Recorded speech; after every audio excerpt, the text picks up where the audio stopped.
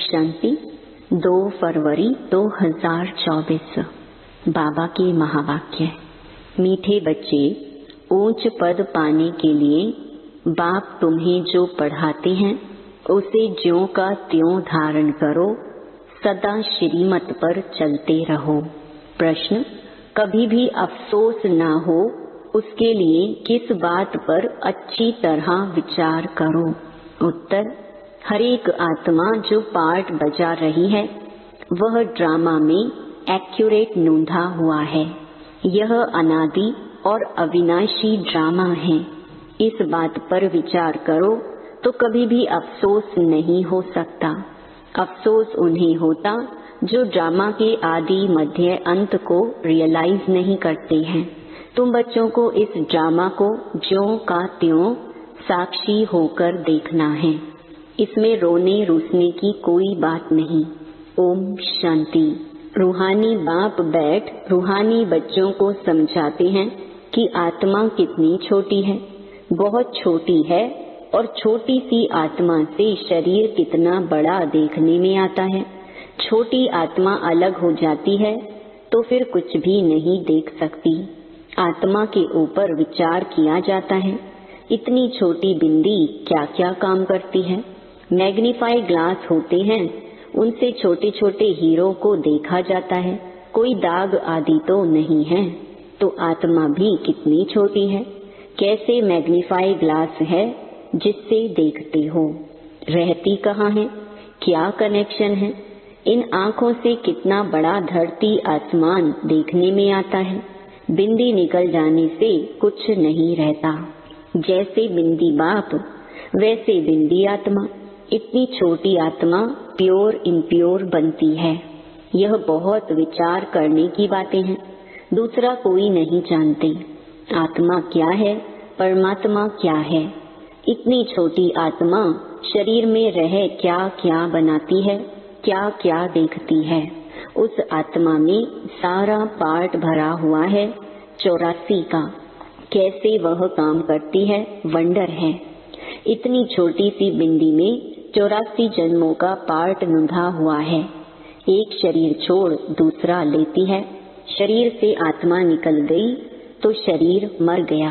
कितना बड़ा शरीर है और कितनी छोटी आत्मा है। यह भी बाबा ने बहुत बार समझाया है कि मनुष्यों को कैसे पता पड़े कि यह सृष्टि का चक्र 5000 वर्ष बाद फिरता है। फलाना मरा, यह कोई नई बात नहीं। उनकी आत्मा ने यह शरीर छोड़ दूसरा लिया। 5000 वर्ष पहले भी इस नाम रूप को इसी समय छोड़ा था। आत्मा जानती है हम एक शरीर छोड़ दूसरे में प्रवेश करती हूँ। अभी तुम शिव जयंती मनाते हो, दिखाते हो 5000 वर्ष पहले भी शिव जयंती मनाई थी। हर 5000 वर्ष बाद शिव जयंती जो हीरे तुल्य है मनाते ही आते हैं। यह सही बातें हैं। विचार सागर मंथन करना होता है जो औरों को समझा सके। यह त्योहार होते हैं, तुम कहेंगे नई बात नहीं। हिस्ट्री रिपीट होती है जो फिर 5000 वर्ष बाद जो भी पाठधारी हैं वह अपना शरीर लेते हैं। एक नाम रूप देश काल छोड़ दूसरा लेते हैं। इस पर विचार सागर मंथन कर ऐसा लिखें जो मनुष्य वंडर खाएं। बच्चों से हम पूछते हैं ना, आगे कब मिले हो। इतनी छोटी आत्मा से ही पूछना होता है ना, तुम इस नाम रूप में आगे कब मिले थे। आत्मा ने सुना तो बहुत कहते हैं, हाँ बाबा आपसे कल्प पहले मिले थे। सारा ड्रामा का पार्ट बुद्धि में है। वह होते हैं हद के ड्रामा के एक्टर्स। यह है बेहद का ड्रामा। यह ड्रामा बड़ा एक्यूरेट है। इसमें जरा भी फर्क नहीं पड़ सकता। वह बाइस्कोप होते हैं हद के, मशीन पर चलते हैं। 2-4 रोल भी हो सकते हैं जो फिरते हैं। यह तो अनादि अविनाशी एक ही बेहद का ड्रामा है। इसमें कितनी छोटी आत्मा एक पार्ट बजाई फिर दूसरा बजाती है। 84 जन्मों का कितना बड़ा फिल्म रोल होगा। यह कुदरत है। कोई की बुद्धि में बैठेगा है तो रिकॉर्ड मिसल बड़ा वंडरफुल है। 84 लाख तो हो ना सकी, 84 का ही चक्कर है, इनकी पहचान कैसे दी जाए। अखबार वालों को भी समझाओ तो डालेंगे, मैगजीन में भी घड़ी घड़ी डाल सकते हैं।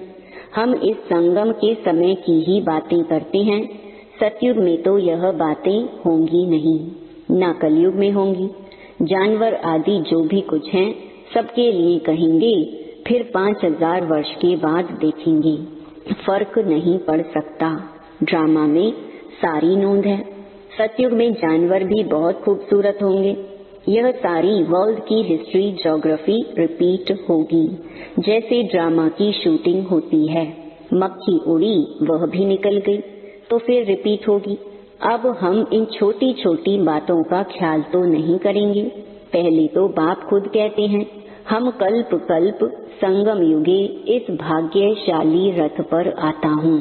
आत्मा ने कहा, कैसे इनमें आते हैं, इतनी छोटी बिंदी है। उनको फिर ज्ञान का सागर कहते हैं।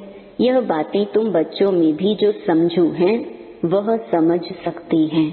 हर 5000 वर्ष के बाद मैं आता हूँ। कितनी यह वैल्यूबल पढ़ाई है। बाप के पास ही एक्यूरेट नॉलेज है जो बच्चों को देते हैं। तुम्हारे से कोई पूछे तो तुम झट कहेंगे, सतयुग की आयु 1250 वर्ष की है। एक एक जन्म की आयु 150 वर्ष होती है। कितना पार्ट बचता है। बुद्धि में सारा चक्र फिरता है। हम 84 जन्म लेते हैं। सारी सृष्टि ऐसे चक्कर में फिरती रहती है।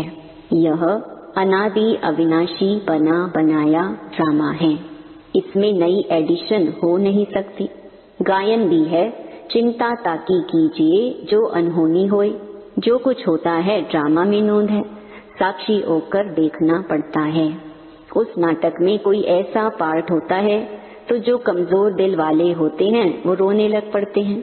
है तो नाटक ना, यह रियल है। इसमें हर आत्मा अपना पार्ट बजाती है। ड्रामा कभी बंद नहीं होता है। इसमें रोने रूसने की कोई बात नहीं, कोई भी नई बात थोड़ी है। अफसोस उनको होता है जो ड्रामा के आदि मध्य अंत को रियलाइज नहीं करते। यह भी तुम जानते हो। इस समय जो हम इस ज्ञान से पद पाते हैं, चक्कर लगाकर फिर वही बनेंगे। यह बड़ी आश्चर्यवत विचार सागर मंथन करने की बातें हैं। कोई भी मनुष्य इन बातों को नहीं जानते। ऋषि मुनि भी कहते थे, हम रचता और रचना को नहीं जानते हैं। उनको क्या पता कि रचता इतनी छोटी बिंदी है, वही नई सृष्टि का रचता है। तुम बच्चों को पढ़ाते हैं, ज्ञान का सागर है। यह बातें तुम बच्चे ही समझाते हो। तुम थोड़े ही कहेंगे हम नहीं जानते हैं। तुमको बाप इस समय सब समझाते हैं। तुमको कोई भी बात में अफसोस करने की जरूरत नहीं।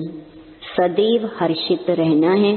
उस ड्रामा की फिल्म चलते चलते घिस जाएगी, पुरानी हो जाएगी, फिर बदली करेंगे, पुरानी को खलास कर देते हैं। यह तो बेहद का अविनाशी ड्रामा है।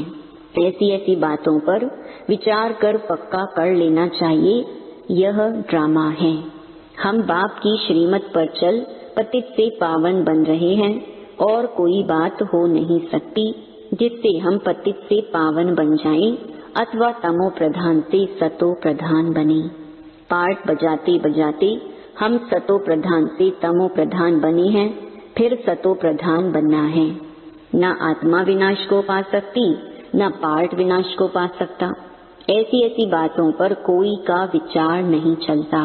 मनुष्य तो सुनकर वंडर खाएंगे।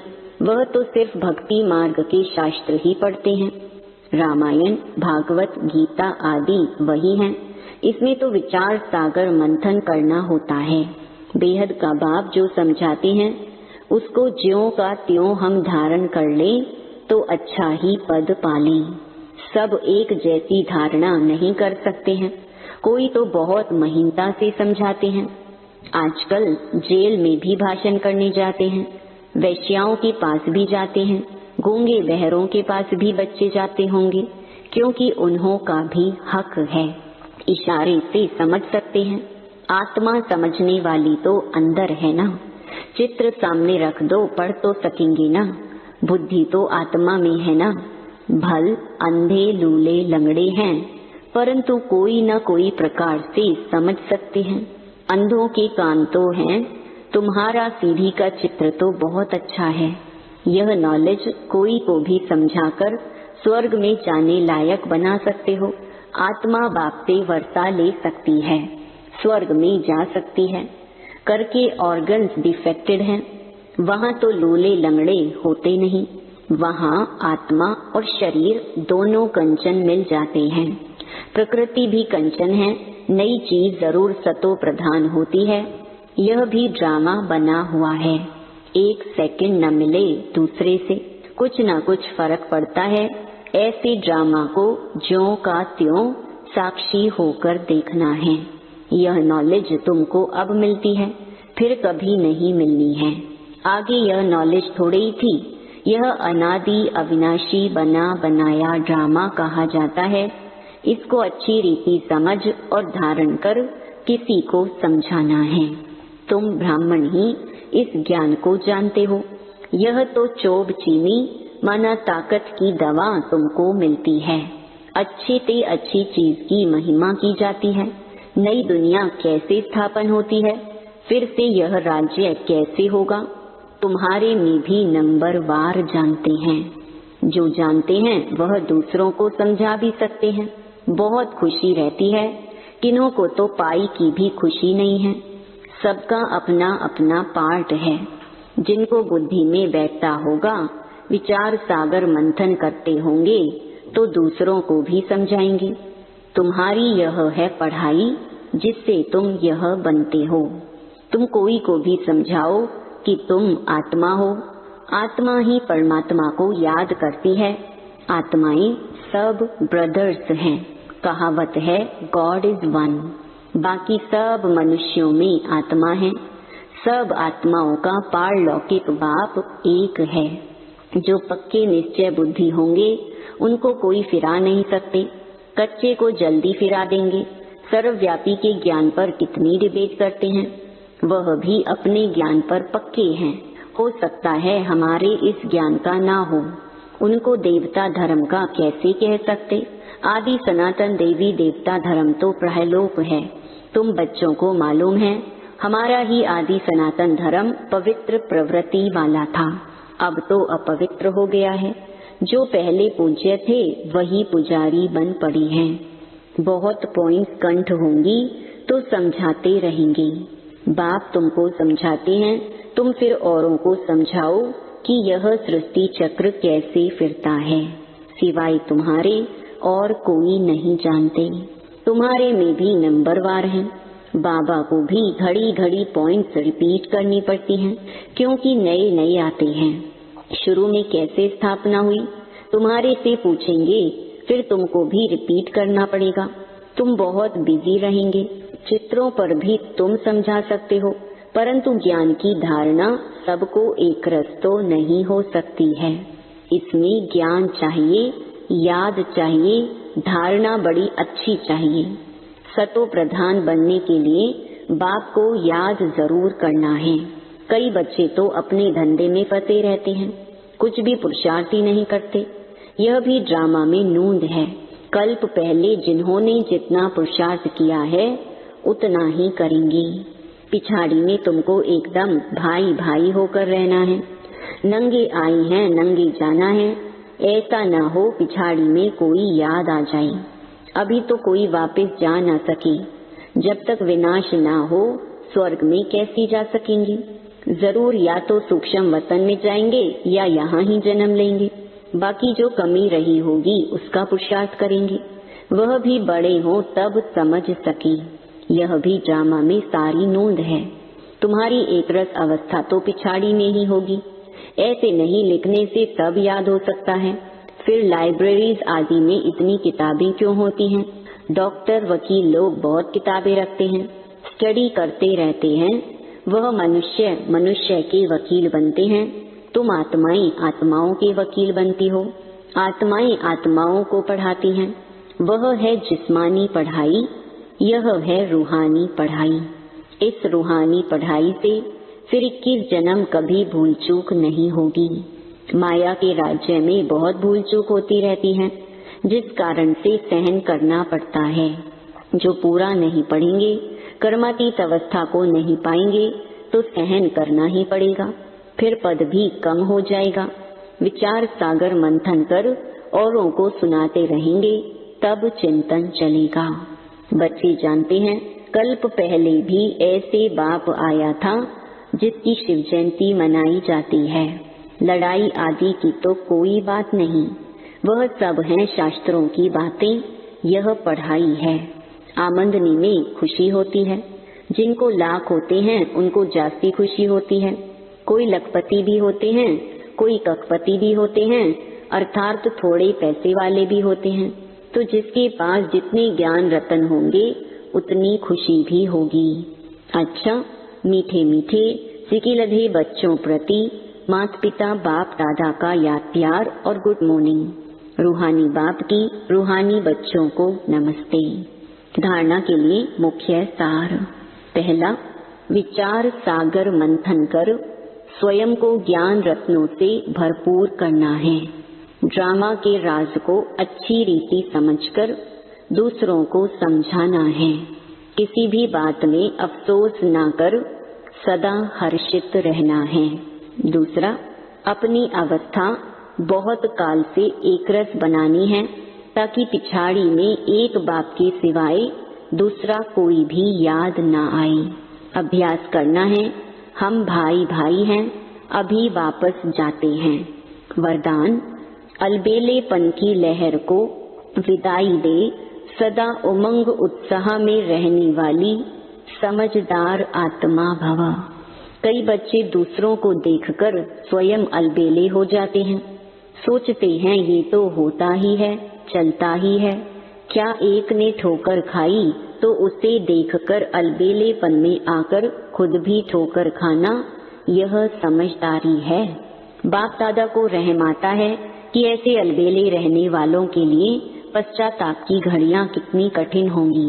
इसलिए समझदार बन अलबेलेपन की लहर को, दूसरों को देखने की लहर को मन से विदाई दो।